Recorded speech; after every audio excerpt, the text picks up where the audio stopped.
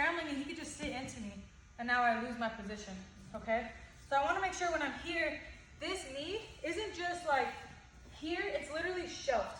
And you can even like kind of place your foot on their shin to make it a little more comfortable for yourself. But I'm here, okay? And as I'm prying, I'm popping this through, and then everyone has their own preference when it comes to back attacks. I personally like the choking side up, so I like having this down.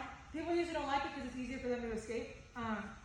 But for this move, when it comes to trapping the arm, I need us to be here with the choking side down, okay? I saw some of us trying to do it from here, and it's not gonna work as well just because you don't have as much control. You're gonna have to really open your leg, and now there's a lot of space, okay, which I don't like. When I'm here, I'm nice and tight. This leg is even across the hips controlling while I do this. This right here, like I'm almost hooking, so I'm controlling. So this way I can I can't keep this off for too long, but I can take this off and it allows me to do this, okay? If I'm right here, I don't really have control of the hips, okay? It's gonna be really hard unless you have like super long legs and you're super flexible to be here. But even so, that's kind of like just a little awkward, right? Because look, his elbows kind of in my way, I really gotta get above. But if I'm right here, I'm nice and tight, I'm threading that choke, I'm here, and everything's nice and tight, okay?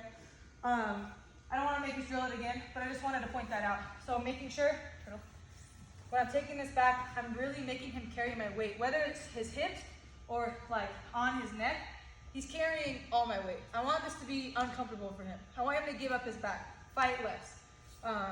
Think about when you compete and when you fight, people are gonna fight like hell. You know what I mean? And I want it to be as uncomfortable for them as possible.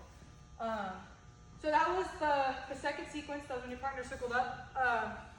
The Tsuchimoto is not always going to work. It's been something that's been a staple of my game since I was 16. So I've found ways to make it work. I've failed doing this many times.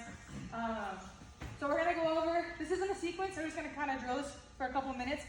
When this doesn't work, say I come here and like they just have good balance and I can't. I'm gonna go ahead, I'm gonna step this leg through, make it uncomfortable, and I'm gonna reach for this ankle, and I'm immediately here, and I want any pass you want. I don't wanna go into pass details, everyone has a favorite pass, but most important is like the foot placement and the pick, okay? So we're here, and they just have really good balance. It's not working, but we still got them a little elevated, okay? We're gonna stomp this foot here, off balancing, reach, and we're driving. The last thing I want us to do is be trying to pull here and like our body going backwards. It's like a pull-push thing. I'm pulling here and I'm pushing, okay? And I'm in a really good position. That, the Tsuchimata, the first one is when they're coming into me, I can hit that throw perfect. The second one, they square up. And this one is, I got their hips elevated, but I just can't finish, okay? Planting, driving forward, and picking. And I'm landing here, any pass you want, whether it's a leg drag, knee slide, whatever you like, okay? Do you have any questions there? I just want to make sure I'm giving you guys a throw and I'm giving you all the things that can happen. I don't want to teach you one thing and then you try it and be like, it didn't work, okay? So let's try that out real quick before we move on and then we'll keep going. Ready? 1, 2.